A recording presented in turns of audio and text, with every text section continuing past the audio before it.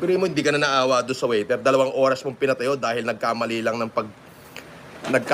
ng pagbanggit sa'yo na address ka lang ng sir.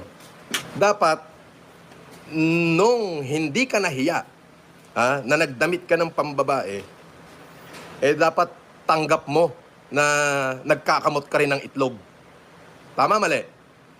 So, the moment na nandiyan pa yung itlog mo at kinakamot mo, dapat maging proud ka o hindi ka maging sensitive na i-address ka nila na sir. Kasi sir ka naman talaga. Di ba? Kung nandito ka lang sa Maynila ngayon, lahat ng empleyado ko, dun sa mga negosyo ko, sinabihan ko yung mga empleyado ko na pagpapasok ka sa establishment ko, halimbawa, iinom ka ng coffee, hindi ko na sasabihin kung ano establishment. Lahat sila babatiin ka ng sir. At kapag ka yung empleyado ko pinatayo mo ng 2 oras, ako gugulpi sa'yo, animal ka.